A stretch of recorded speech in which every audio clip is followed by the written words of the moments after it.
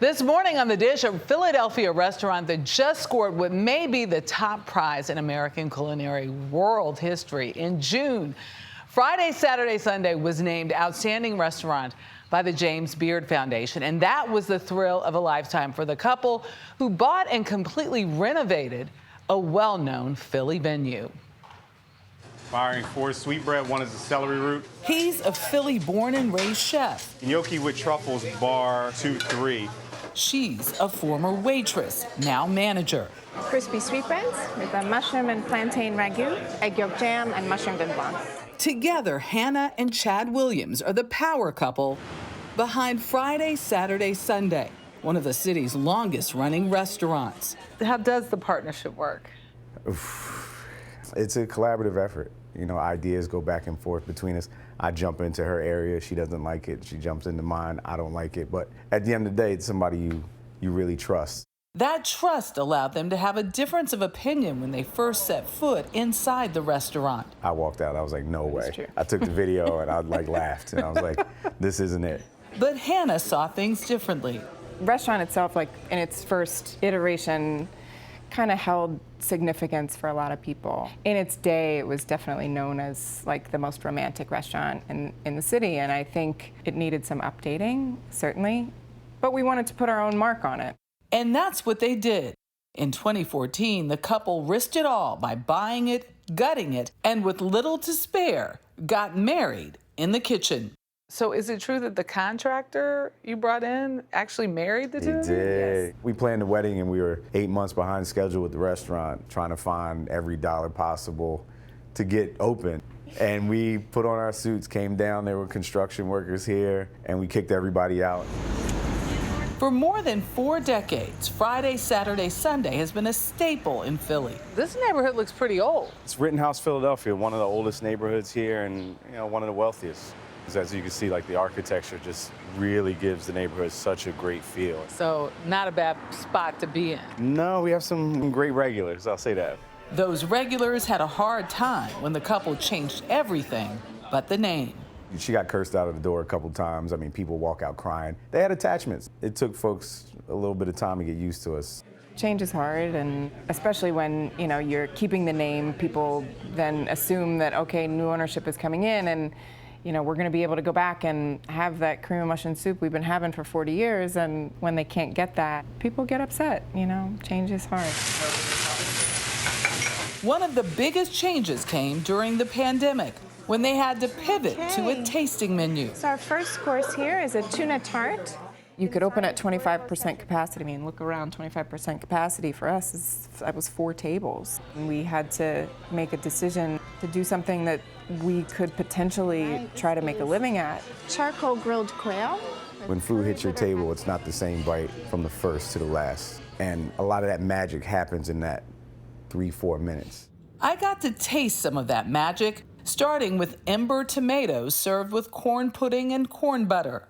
Yeah, so they're grilled really, really lightly, so you get that smoky aroma. Yeah. And then the fresh, really aromatic corn. And the roe really Pops. You get the little right? Pops. Yeah.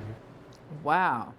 Next was the beet annolati with buttermilk sauce and grilled blackberries. A little sweet, a little earthiness from the beets. So that one hits kind of all the notes there. Oh my goodness. It's really good. Also part of the meal, roasted potato gnocchi, grilled quail, New York strip steak served with cabbage and oxtail. Then for dessert, red summer fruit, goat's milk, tres leche, and roasted berry ice cream with a little fermented blackberry powder. So spring, summer, and fall, I would imagine, are just an abundance of seasonal delights. All the vegetables and fruits just really come at you so fast. It really brings like a certain energy to the kitchen. Tartare walking 8-9. The business of cooking was a left turn for Williams. When you think about your influences, how much did your home, cooking inside the home, impact you? Well, my mother would want me to say a ton, and the truth is no. We joke about it all the time. She didn't cook, she worked. She was a teacher, and so was my father. During his time at Howard University, Williams started working at a Caribbean restaurant and never looked back. Between my junior and senior year in school, I worked every day, 7 days a week. And I said, if I still like this, after like wasting the summer, in this kitchen instead of out having fun, I'll do it. He had to call his mom to tell her he wasn't going back to school. Tell me that conversation. She cried for years. She would call my boss and tell him to fire me weekly, every week, a call. From there, he went on to work at Michelin-starred restaurants like 11 Madison Park and Manresa before returning to his roots in Philly. Wales walking 21:39. What did you learn there that you brought in here? It was always taste. You know, so much of cooking now can be like a visual exercise because it's in social media and you see the food before you eat it. Pretty food. Pretty food. You know, we make things pretty, but always at the base of it is this care for the product that you receive. Our final savory course tonight, this is prime New York strip steak. That effort from Chad and Hannah led to this magical moment in Chicago at the James Beard Awards. Do you remember the night you won? They announced your name? I don't think any of us actually heard that. It's a big night for this town. Yeah, that's all we heard. That's what we heard, and everybody, you didn't hear anything else. Big night for this town. Friday, Saturday, Sunday.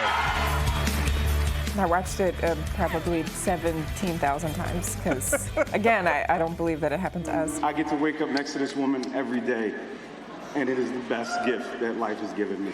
I love you. And longevity only happens with something special. There's something to be said about places that have lasted the test of time. So what inspires you knowing that? That it is possible. A very simple neighborhood restaurant when we opened. And the city and our guests have watched us grow, and they pushed us. So we want to just fulfill that dream that we've been blessed with and see how far we can take it. All right, walking 2 fish 39.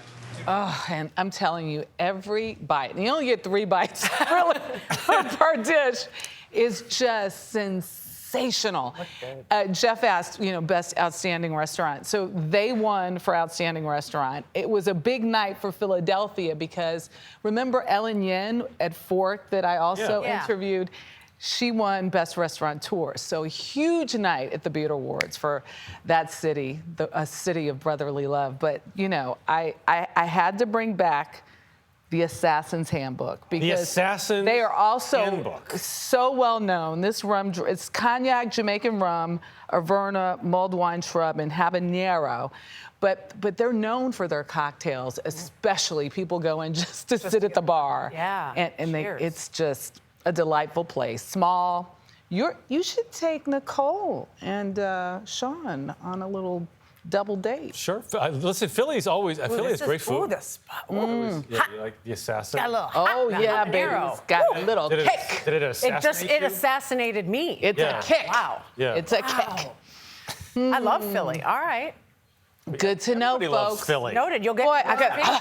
Chelsea, you got us a reservation, by the way. Yeah, thanks for the reservation. Oh my gosh, it's so yummy. You've done that for me It's just before. flowing down. It's just going down. Oh, yes. So well. Just hitting the larynx.